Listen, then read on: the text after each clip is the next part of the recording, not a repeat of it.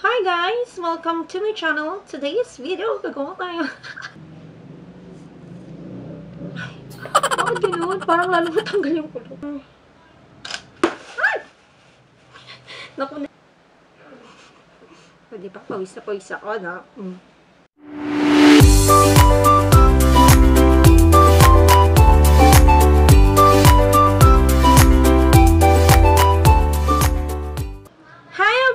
Welcome back to my channel. Today's video, gagawa tayo ng Divisoria haul. Yes. Galing kami sa Divisoria yesterday, February 25, holiday. So, since na holiday, kasama ko ang aking mister and ang aking best friend, si best friend Norham, na pumunta kami sa Divisoria.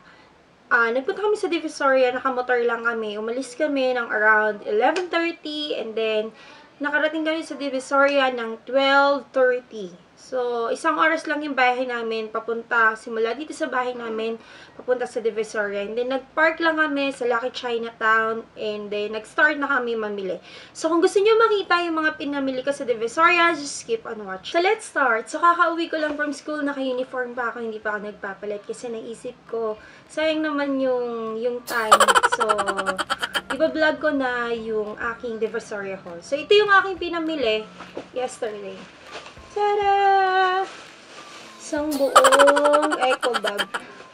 At itong eco bag, binili namin sa Divisoria. So, iisa-isahin ko to sa inyo. So, unang pumili itong... Ano ba ito? Wait. Ayaw mo matanggal. So, ito. Ano ba tawag dito? Yung sabitan. Itong sabitan na to ay binili namin. Parang meron kaming sabitan sa likod ng pintuan. Ilalagay namin ito dun. And this will cost 50 pesos only. So, meron na itong 1, 2, 3, 4, 5, 6, 7, 8, 9, 10, 11, 12.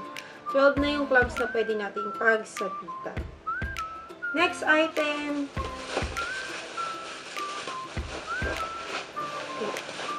So, next item natin is itong tripod. So, bumili rin ako ng tripod kasi nahihirapan ako mag-film. Since na ang gamit ko, pinapatong ko lang siya sa malaking lagayan. So, ito yung tripod na nabili ko.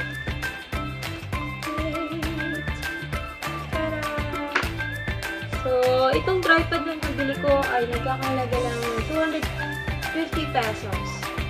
Sa tripod, 3-way head, built-in lever for such an aluminum legs, heat lever lock.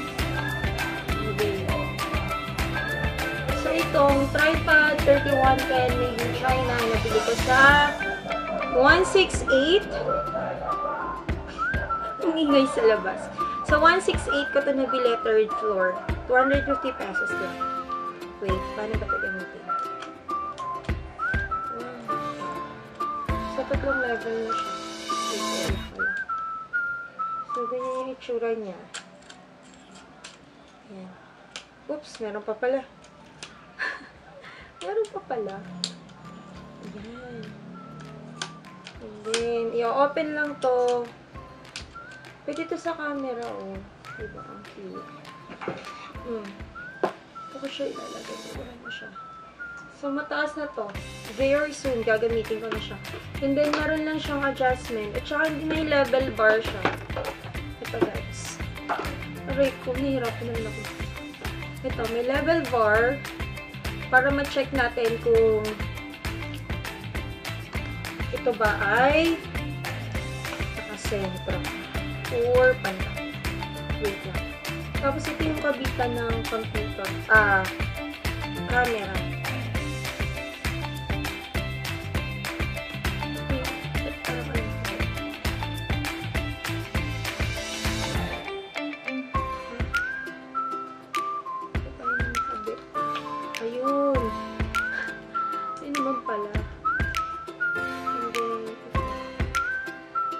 Mura na to, 250 pesos. Kasi yung tiningin kami nito sa mga mall, yung gantong-ganto rin yung hindi rin ganun yung call, 450 pesos. So, nakatipid kami dito ng 200 pesos. Tapos, ilalagay lang natin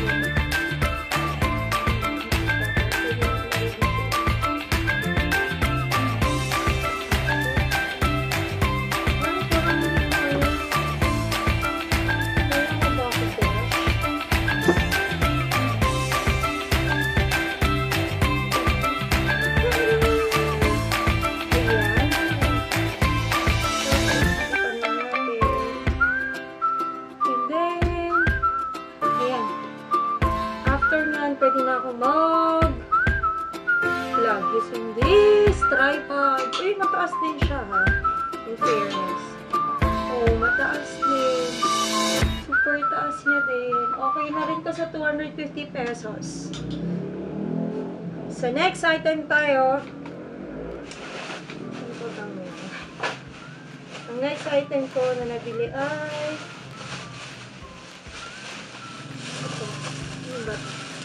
ito ay monopod.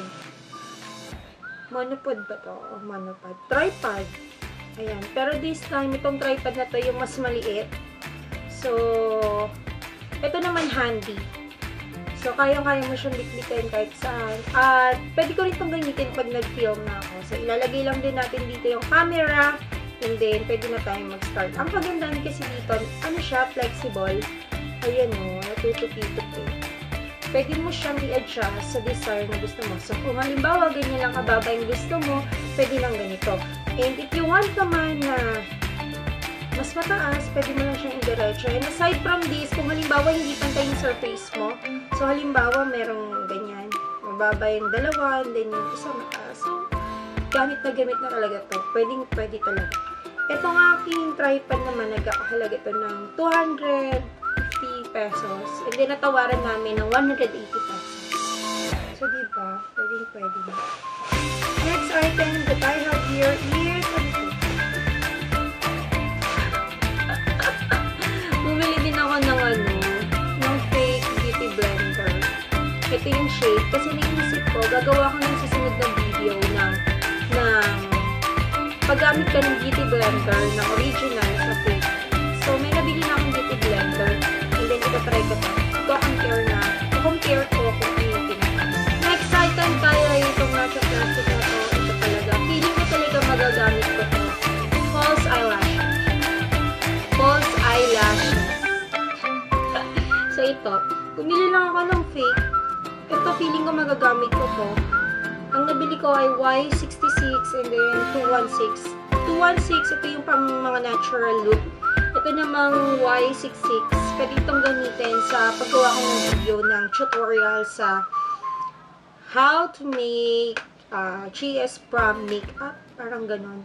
Kasi mas makapal to compare dito sa isa. Itong Y66 mas makapal. And then, itong aking isang nabili ay mas manipis. Feeling ko pang everyday look. Ayan. Kitang-kita naman yung difference nilang dalawa. So, ito, nabili ko ito ng 45 pesos each. So, dalawa yung binili ko, 90 pesos ito. So, next item tayo ay tada! Itong nasa plastic. Iba-iba kasi yung store na binilihan ko, kaya super dami kong plastic na nakakalat ngayon dito. So, bumili lang ako dito ng brushes. Ito, hindi ito tunay. Pero very soon, nagpa-plan ako bumili ng mga tunay na brush. Pero nag-try din ako kasi ang cute kulay. Look at this. Itong brushes na to, marami na. Meron na tayong pang powder, meron na pang contour, pwede ng may angled brush, meron din ditong pang may fluffy brush. So, napakadami nito. Super cute ng kulay. Ayan. Super cute ng kulay. Mermaid. Mermaid yung kulay niya. And then, sa tip niya, meron siyang aqua blue na kulay. So, napaka-cute niya talaga. Itong brushes na to ay 20 pieces na nagkakahalaga to ng 230 pesos. 250 to, and then natawaran ko ng 230. The next item is this one. Ito na pili ko lang to, hindi ko na-recommend na bumili kayo nito. Pero gusto ko lang i-try kasi feeling ko magagamit ko sa mga susunod kong video. Bumili ako dito ng Anastasia Beverly Deep Brow Pomade in the shade Chocolate. Ito yung mga yung mga Divisoria items na mga makeup. So ito. Wala naman siyang amoy. So, I'm in the shade Chocolate. I-try ko lang siya. By the way, 35 pesos lang naman. So, gusto kong i-try. And then, meron din ako nitong Morphe Jewel Coupe in the shade 9C. Tinanong ko si ate, ito yung bestseller nila, 9C. At ito yung mga shade. Wait.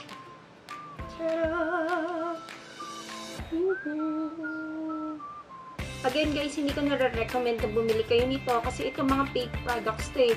Imagine this will cost 120 pesos only. Pero wala, gusto ko lang siyang i-try. Bigyan kayo ng mga swatches. So yung unang shades.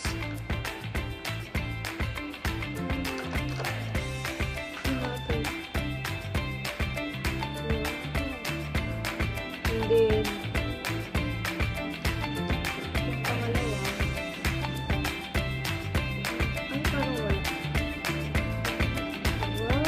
pigmented.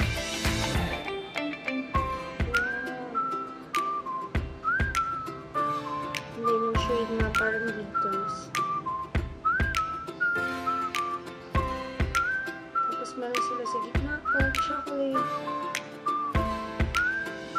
Tapos light brown. Brown.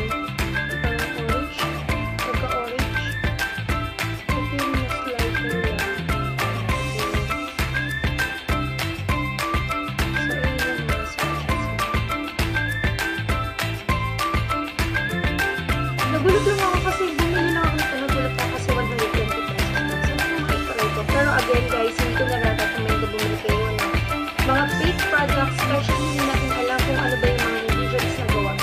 Saan ito gawa. Pero, balak sa buhay nyo kung gusto nyo. Pero, gamitin nyo to at your own use. Next item. Nakatali pa siya, wait. So, next item, ito itong plastic na to. Ito ay... These are eye masks. So, gagamitin ko to sa mga eating challenge ko. Yan, yan. Cute. Super cute. Googly eyes. Ayan. Ta-da! And then, isa, ito panda, pink panda. Super cute ito. Natuwa lang ako. Diba? Instant makeup. Ayan, ayan, ayan. Tudu! Hi guys! Welcome to my channel. Today's video, ito tayo. Ang cute. Super duper cute. And this will cost only 20 pesos. Next item is this one. Ta-da! Ang cute! Ang dami nga namin binili. Kailan ba to? So, bumili kami para kay Princess, bumili kay Gab, kay Shobe, ano nga natin, kay Ate Girl, kay Hillary, and kay Savannah also. At pinilin ko rin si...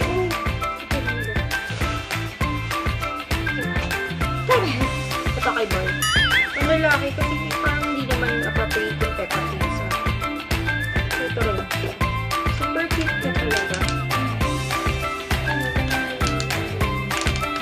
Ikot lang. Naku, nangyayara. And then, next item tayo, last plastic. Ito yung plastic na to, last na to.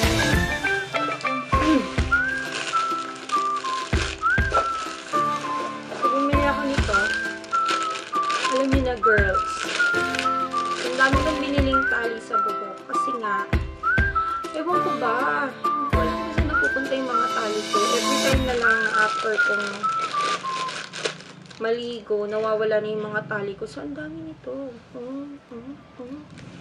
Ito, 10 pairs na siya. Ang cute pa niya. Ang cute ng design. Flowers, flowers. O, diba? Lakas maka-ano, no? Wala lang, para maka-fresh. Kasi parang ito lang.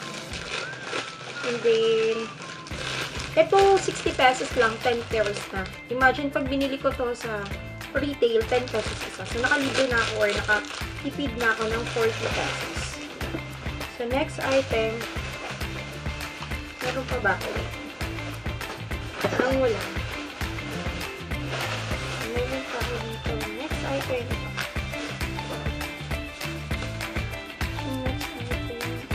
Ito na. Sa plastic na maliit. So, bumili ako ng 3 pairs ng aking hikaw. Pwede kong magamit sa nalalapit na siya. Wait. Pack. Oh, diba? Cute. Super cute. And then yung isa eh. Ito pare-pares lang to. Worth 50 pesos. Wait, try ka. So cute.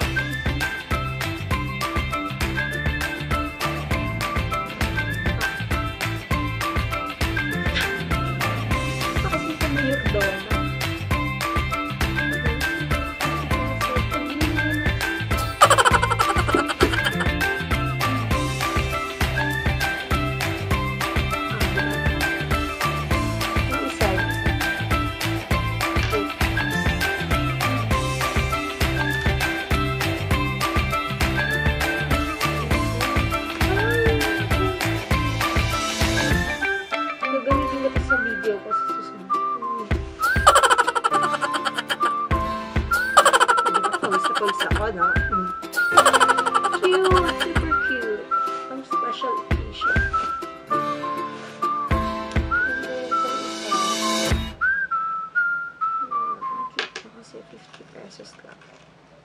I think gagawin.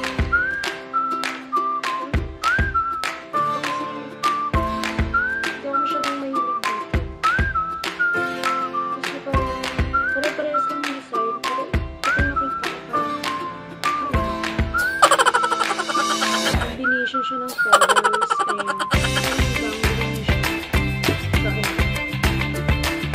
so last item that I have here is ito. Ewan kung bakit siya binili. This is Magic Leopard from Magic Nugget. High speed changing. Sa pang-pearl lang po. Try ko nga. Try natin. Try natin. So meron ito.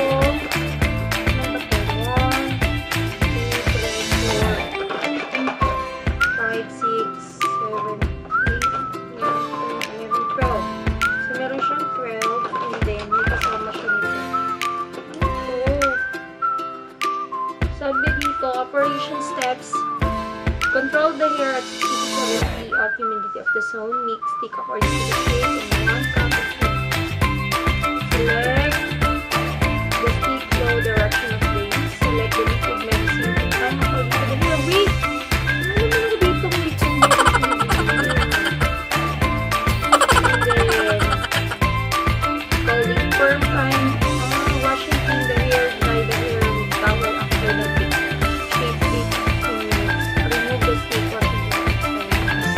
Wait lang. Gusto ko pag-try.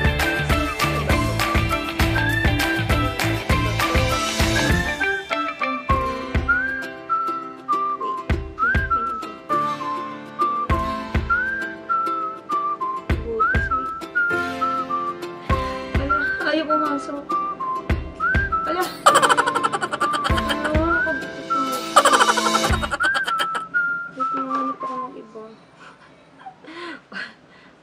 Ayan. Tapos ilulun ko na ka. Nag-curl kasi ako ng hair ko ngayon. Ganito lang. Hihilahin mo lang. Right? Pero, wait. Sabi. Ganyan siya. Okay. So, unang gagawin natin. Ilulusot lang natin itong pang-sabit ng buho dito sa ating pang-curl. And then, sa susunod na araw, gagawin ko ito ng lang. Hindi siya alam kung makita yung effective ba ngayon kasi naka-curl na ako eh. Curl yung hair ko ngayong araw.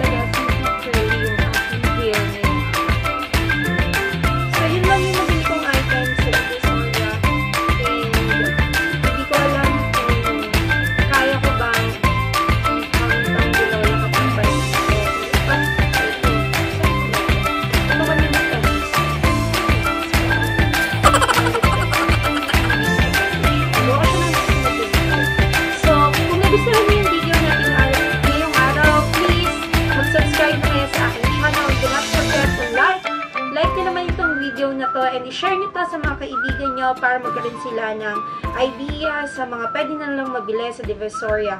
Again, thank you for watching. Bye-bye!